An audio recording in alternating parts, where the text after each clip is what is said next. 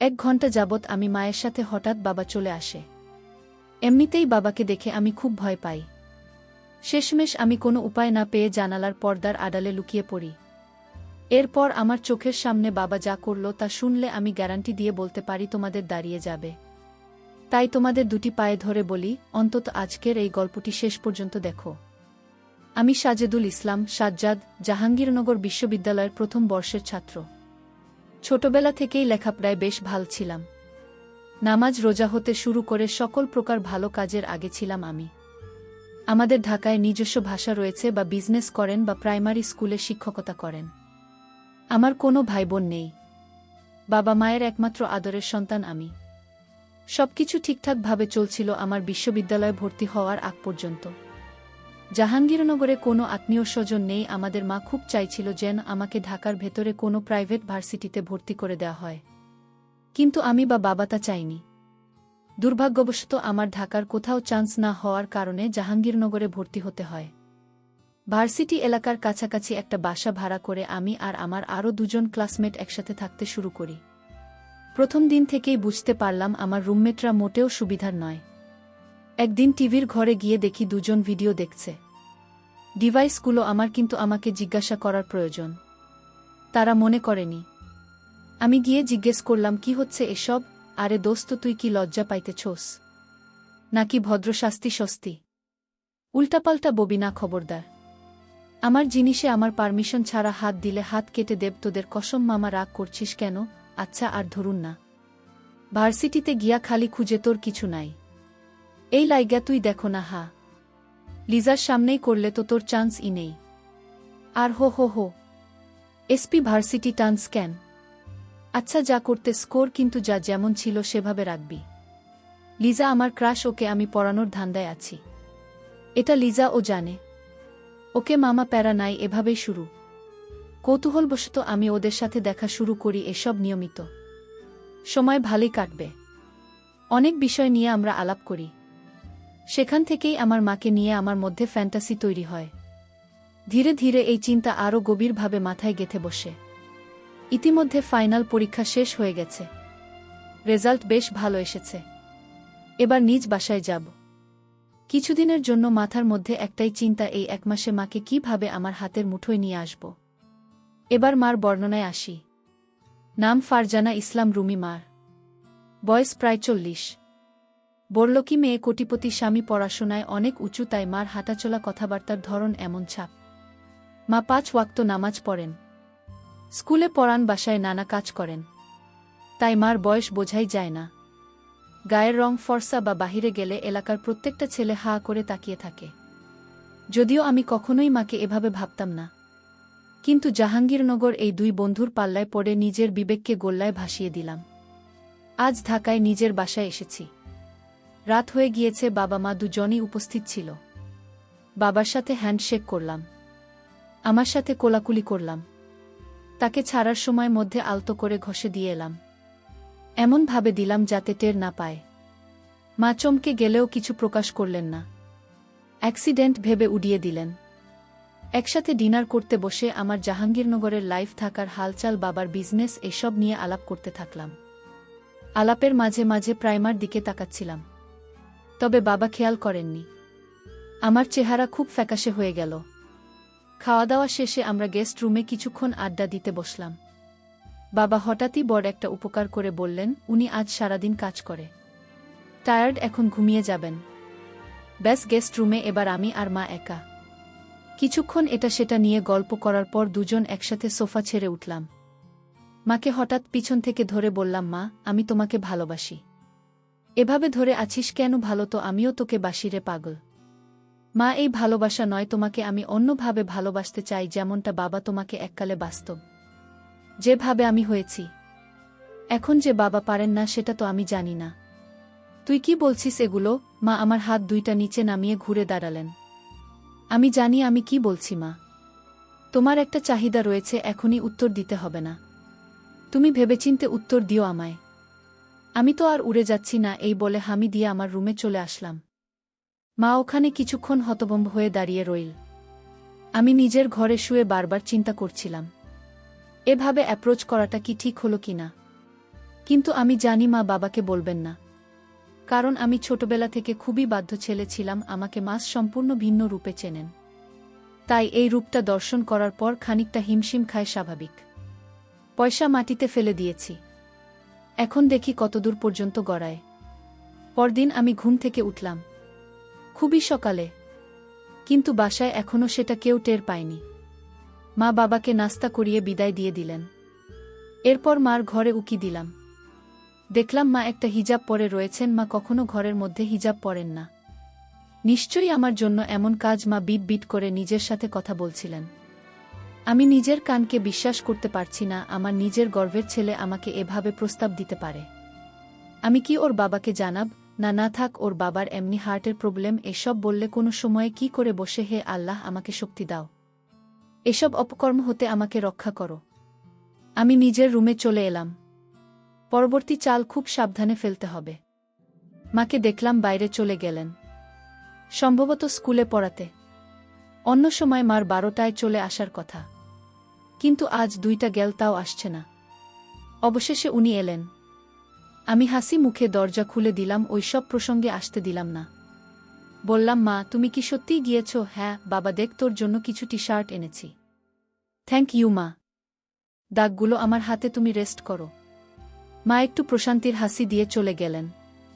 আমি মাকে ঠান্ডা পানি খাওয়ালাম। খুব গরম পড়েছে। মা তখন বোরকা খুলছিলেন। আমাকে দেখে থেমে গেলেন। মা তুমি এই গরমে কিভাবে এত কিছু গায়ে দিয়ে আছো? তোমার তো সিদ্ধ হয়ে যাওয়ার কথা। মা কিছু বললেন না, সংকোচ বোধ করতে লাগলেন।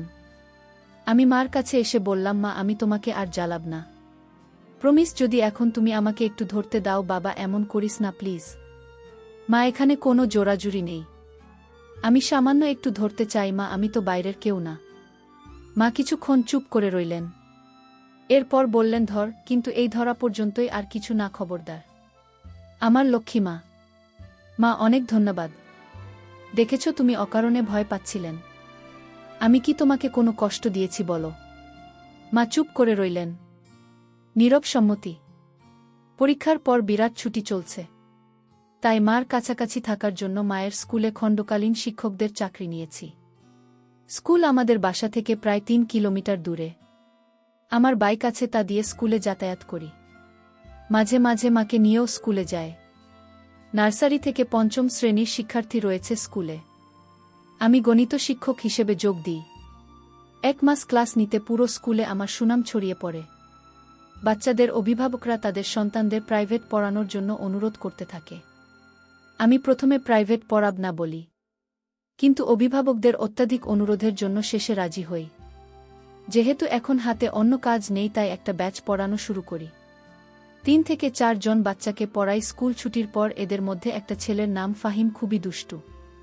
সে অন্য বাচ্চাদের সাথে মারামারি করার কারণে ওর আম্মু একদিন আমার সাথে দেখা করে ওকে বাসায় গিয়ে একা পড়াতে বলে, কিন্তু আমি বলি যে আমার সময় নেই। স্কুল ছুটির পর এক ব্যাচের বেশি পড়ানো সম্ভব নয়। হয় তখন ফাহিমের আম্মু বলে, তাহলে সন্ধে ওদের বাসায় গিয়ে একা পড়াতে। কেননা ফাহিম খুবই দুষ্টু ও পড়াশোনায় খুব কাঁচা, তাই ওকে একা পড়ার জন্য রামু খুব অনুরোধ করতে থাকে। শেষে আমি রাজি হলাম। ওদের বাসা স্কুল থেকে সামান্য একটু দূরে, তবুও মহিলার কথায় ওনার বাচ্চার জন্য রাজি হই। আসলে মহিলা নয়, বরং যুবতী মেয়ে বলাই বাহুল্য, কেননা ফাহিমের আমার বয়স 27-28 বছরের বেশি হবে না। উনার নাম রুবিনা। রুবিনা একমাত্র ছেলে। ফাহিম ক্লাস 3-তে পড়ে, ওর স্বামী থাকে ইতালি। দোতলা বাড়িতে ছেলেকে নিয়ে একাই থাকে।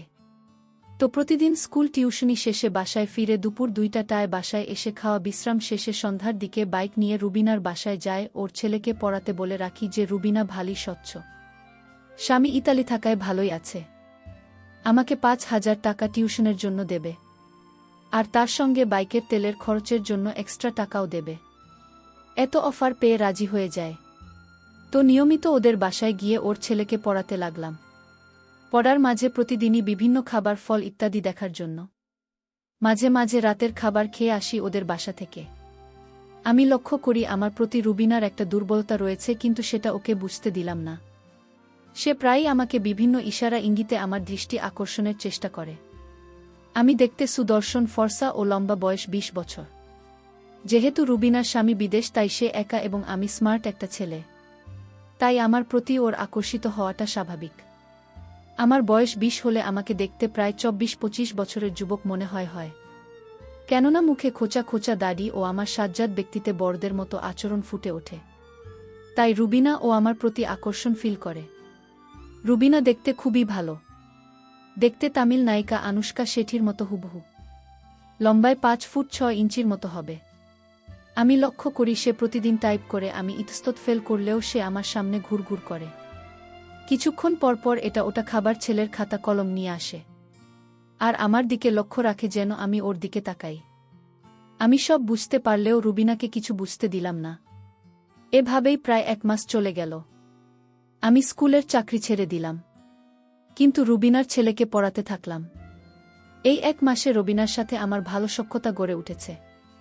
বলা চলে অনেক ফ্রি হয়ে গেছি আমরা। রুবিনাকে আমি ভাবি বলে সম্বোধন করি। প্রতিদিনই ওর ছেলেকে হোমওয়ার্ক করতে দিয়ে ওর সাথে কথাবার্তা বলি। 1 ঘন্টার প্রাইভেটে 2-2.5 ঘন্টা থাকি ওদের বাসায়। বিভিন্ন বিষয় নিয়ে রুবিনার সাথে কথাবার্তা বলি। একদিন আমার গার্লফ্রেন্ড সম্পর্কে জিজ্ঞেস করে সে, আমি বলি আমার কোনো গার্লফ্রেন্ড নেই। রুবিনা তা শুনে অবাক হয়ে যায় আর বলে, এমন হ্যান্ডসাম ছেলের গার্লফ্রেন্ড নেই? তার কথা শুনে আমি হাসলাম।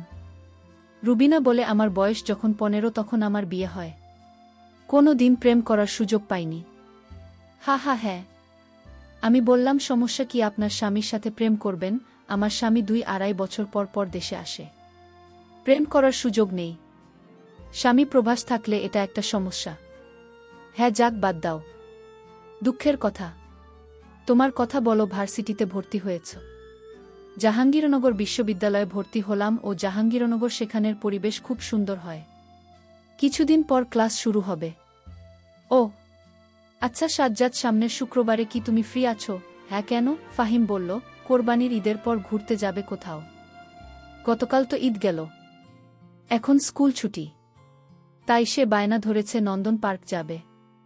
আমি তো চিনি না, তাই তোমাকে সঙ্গে নিয়ে যেতে চাই যদি তুমি থাকো। আর কি, নন্দন পার্ক তো আমাদের ভার্সিটি থেকে সামান্য দূরে। তাছাড়া আমি ফ্রি আছি। পরশু শুক্রবার কখন যাবেন বলেন? এই সকাল 10টার দিকে। দেখি আমি একটা হাই লাখ গাড়ি ভাড়া করব। তুমি সকালে চলে এসো। আমিও ফাহিম রেডি থাকব। ওকে। শুক্রবার সকালে রুবিনাদের বাসায় যায়। গিয়ে দেখি ফাহিম বাড়ির সামনে গাড়িতে উঠে তার আম্মুকে ডাকছে আসার জন্য। আমি, ফাহিম কেবলি পিচ্ছি, তোমার আম্মু কই? সে বলে রেডি হয়ে আছে। আমি বলি, তুমি গাড়িতে গান শোনো, আমি তোমার আম্মুকে নিয়ে আসি। আমি বাসায় ঢুকে দোতলায় রুবিনার রুমে ঢুকে পড়ে একটা অপ্রস্তুত মুহূর্তের মধ্যে পুড়ে যায়। রুমে ঢুকেই দেখি রুবিনা শর্ট জিন্স পরে আয়নার সামনে দাঁড়িয়ে আছে। এমন সময় আমি ঢুকে পড়ি, আসে আমায় দেখে ফেলে। সাজ্জাদ, শরীর ভাবি। আমি দরজায় নক করতে ভুলে গেছিলাম, কিছু মনে করবেন না। আমি বাইরে দাঁড়ালাম। আমি দ্রুত বাইরে চলে গেলাম। ভিতর থেকে রুবিনা ডাকল আমায়, সাজ্জাদ ভেতরে এসো, একটু প্রয়োজন। রুবিনার কথায় ভেতরে ঢুকে দেখি একই অবস্থা। সে আয়নার সামনে দাঁড়িয়ে হুক লাগাতে পারছে না। সাজ্জাদ, আমার হুক লাগাতে পারছি না, কাজটা একটু করে দাও প্লিজ। আমি চোখ বন্ধ করে কাজটা করতে যাই। না, চোখ খোলা রেখা, সমস্যা নেই। রুবিনার কাজটা করে দিয়ে আমি চলে যেতে লাগলাম। তখন রুবিনা পিছন থেকে হাত ধরে বসল। চেয়ার থেকে একটু সবটা দেবে সাজ্জাদ। আমি ওর পড়াটা দেওয়ার জন্য ঘুরেছি। দেখি সে আমার দিকে ঘুরে দাঁড়িয়েছে। কেমন লাগছে আমায় Sajjad?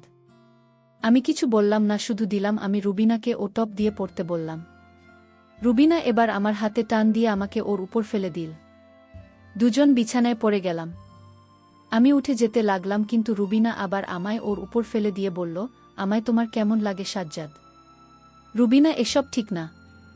Sajjad, I love you বলেই রুবিনা শুরু করে দিল।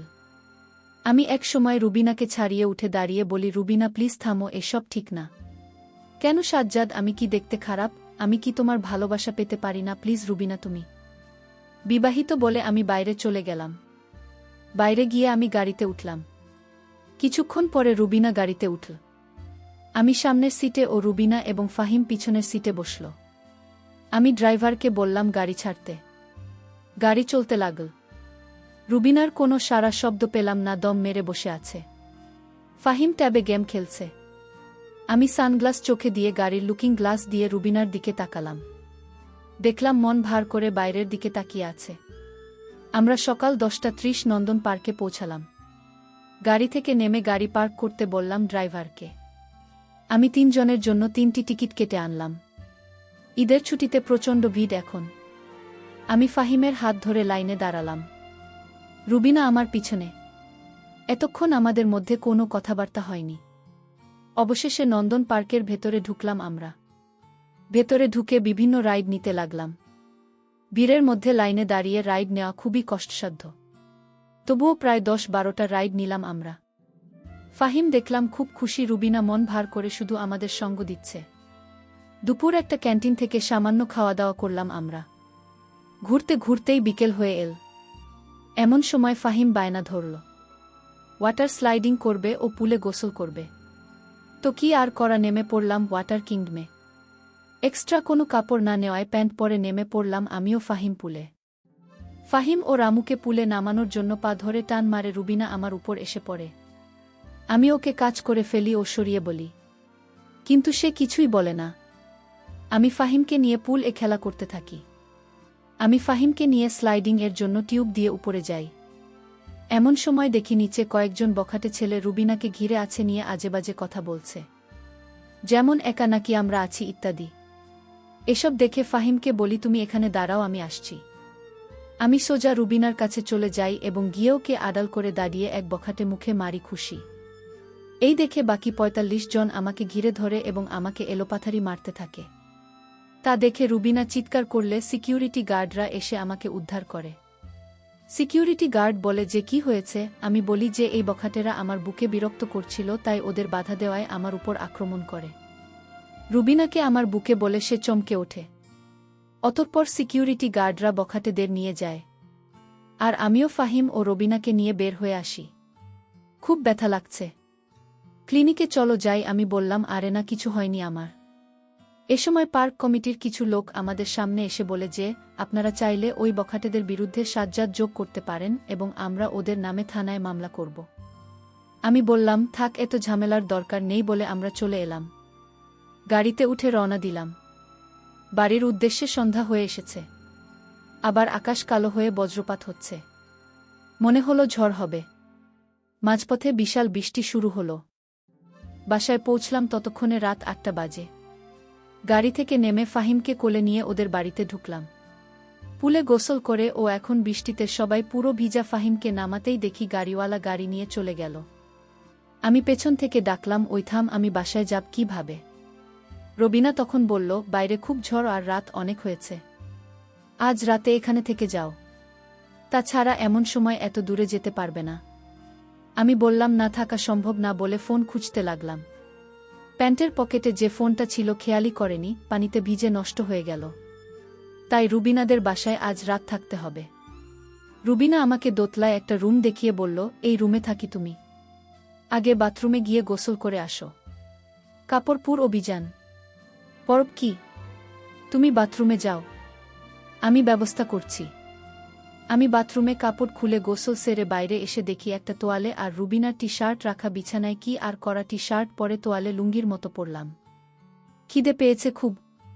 মারামারি করায় মাথায় সামান্য ব্যথা করছে। দেখলাম রবিনা হাতে করে খাবার নিয়ে এসেছে। বলল, বাসায় রান্না করা কিছু ছিল না, তাই এই ডিপোজিট করলাম, কিছু মনে করো না। আমি বললাম, কোনো সমস্যা না। আপনি খেয়েছেন? রুবিনা খেয়েছি বলে বাইরে গেল। আমি খাওয়া শেষ করলাম। এমন সময় রুবিনা ফার্স্ট এইড বক্স নিয়ে এলো। আমাকে বলল, সাজ্জাদ দেখি সামান্য মলম লাগিয়ে দেয়। বলে সে আমার ঘাড়ে ও হাতে মলম লাগিয়ে দিল। আমাকে বিছানায় শুয়ে পড়তে বলল। আমি বিছানায় শুয়ে পড়লাম। ফাহিম ঘুমিয়ে পড়েছে। রুবিনা বল, কিছু মনে না করলে তোমার মাথায় ম্যাসাজ করে দেয়। আমি ঘাড় নাড়লাম। রবিনা আমার ঘাড় ম্যাসাজ করতে লাগল। সাজ্জাদ, সকালের ঘটনার জন্য আই এম সরি। আমি চুপ রইলাম। মনে কিছু নিও না সাজ্জাদ, আমি একাকী থাকতে থাকতে অসহ্য যন্ত্রণায় ভুগছিলাম, তাই তোমাকে দেখে নিজেকে কন্ট্রোল করতে পারেনি শরীর। আমিও তোমাকে সবার সামনে আমার বউ বলে ফেলেছি। আমিও দুঃখিত। তুমি তো আমাকে বাঁচানোর জন্য এসব করেছ। রুবিনার কথা শেষ হওয়ার আগেই বিদ্যুৎ চলে গেল। পুরো ঘর অন্ধকার হয়ে গেল। আমি বিছানায় শুয়ে, রুবিনা আমার মাথার পাশে বসা। বাইরে প্রচণ্ড বৃষ্টি হচ্ছে, এমন সময় প্রকাণ্ড এক বজ্রপাত হল। রুবিনার সঙ্গে সঙ্গে আমাকে জাপটে ধরল। বজ্রপাত থামলে রুবিনা আমাকে ছেড়ে দিন বলল। আমি মোমবাতি নিয়ে আসি। রুবিনা মোমবাতি আনতে গেলে আর আমি রুবিনার কথা চিন্তা করতে লাগলাম। যুবতী একটা মেয়ে, 24-25 বছর বয়স, বিয়ের পর থেকেই স্বামী বিদেশ। 2 বছর পর পর দেখা হয়। স্বাভাবিকভাবেই ভয়াবহ জীবন পার করছে। তারও কামনা বাসনা আছে। আমি কি তাকে একটু সুখ দিতে পারি না? সে বিবাহিত, তবু তার ভালোবাসার অধিকার আছে। আমার প্রতি তার একটা দুর্বলতা আছে। সে তো আমায় বলেছে যে সে আমায় ভালোবাসে। আমি কি তাকে একটু ভালোবাসা দিতে পারব না? ভাবতে ভাবতে রুবিনা মোমবাতি নিয়ে টেবিলে রাখল। আমি বিছানা ছেড়ে দাঁড়ালাম। রুবিনা, তোমাকে একটা কথা বলতে চাই। কি বলো? I love YouTube. আমার একটা শুনে রুবিনা অবাক হয়ে গেল। সত্যি? আমি রুবিনার সামনে এগিয়ে এলাম। আমার দুহাত দিয়ে ওর মুখে ধরে বললাম, হ্যাঁ সত্যি, আমি তোমাকে ভালোবেসে ফেলেছি। আর রুবিনা আমাকে বিছানায় ফেলে দিল। এদিকে তোমরা নিশ্চয়ই বুঝতে পারছো আমাদের মাঝে কি হয়েছিল। বাইরে তখন বৃষ্টির প্রকোপ আরও বেড়েছে। রাত 11টা হবে প্রায়। বিদ্যুৎ নেই বাসায়। মোমবাতিও নিভু নিভু করছে। এভাবে নির্ঘুম সারা রাত কাটল। ভোরে আমি রুবিনাকে বললাম, এখন চলে যাই। না হয় কেউ যদি জানতে পারে, সমস্যা দুজনেরই। তুমি ঘুমাও। আমি এখন কিছুদিন ভার্সিটি নিয়ে ব্যস্ত থাকব। তাছাড়া মোবাইলটা জরিপের করতে হবে। তাই হয়তো 23 দিন যোগাযোগ হবে না। রুবিনার সাথে যোগাযোগ নেই প্রায় 4 দিন হল। ভার্সিটি নিয়ে খুবই ব্যস্ত হয়ে পড়লাম। অন্যদিকে মোবাইলটাও সার্ভিসিং করতে দিয়েছি। রুবিনা হয়তো আমাকে খুব মিস করছে, কিন্তু আমি মাকে রাজি করানোর চেষ্টায় আছি। এভাবে প্রায় 8-9 দিন চলে গেল। আগামীকাল শুক্রবার ছুটি। মোবাইলটা আজকে ঠিক হয়েছে। রাতে মোবাইল খুলে রুবিনাকে ফোন করলাম। রুবিনা আমার উপর ক্ষেপে আছে। 9-10 দিন ধরে কোনো খবর নেই না তাই। অন্যদিকে ফাহিমের ও প্রাইভেট পড়ানো ব্যাঘাত হচ্ছে। আমি বললাম, এখন আমি ফ্রি আছি। কাল থেকে ফাহিমকে নিয়মিত পড়াতে পারব।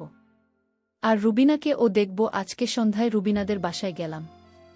ফাহিমকে প্রশ্ন দিয়ে চলে গেলাম রুবিনার কাছে। সে ড্রেসিং টেবিলের সামনে বসে চুল আঁচড়াচ্ছিল। এতদিন পরে আমার কথা মনে হলো। তোমার সবজি শ্রুতি না, প্লিজ রাগ করো না। আমাকে তো একটা বার ফোনও দিতে পারতে। আহা, ফোন সার্ভিসিংয়ের দিয়েছিলাম। ওরা 1 সপ্তাহ লাগিয়ে দিয়েছে। তাই তো তোমার সাথে কথা বলতে পারিনি। তাছাড়া ভার্সিটি নিয়ে একটু বেশিই ব্যস্ত হয়ে পড়েছিলাম। আমি কথা বলার সময় রুবিনা আমার হাতে একটা ব্যাগ দিয়ে খুলতে বলল। ব্যাগ খুলে দেখি একটা আইফোন মোবাইল। এটা তোমার জন্য। এত দামি ফোন আমি নিতে পারবো না রুবিনা। আমার স্বামী গতকাল এটা পাঠিয়েছে আমার জন্য। আমি আইফোন চালাতে পারি না, তাই এটা তোমাকে গিফট করলাম। তোমার না, 10 তারিখে জন্মদিন। মনে করে এটা অগ্রিম গিফট। আমার জন্মদিন তুমি জানো কিভাবে? বুদ্ধ, তোমার ফেসবুকেই তো দেওয়া আছে। ও হ্যাঁ, এই 10টা দিন আমি শুধু তোমার কথাই ভেবেছি। এখন আমি ফ্রি আছি রুবিনা। এখন আর তোমাকে যন্ত্রণা দেব না।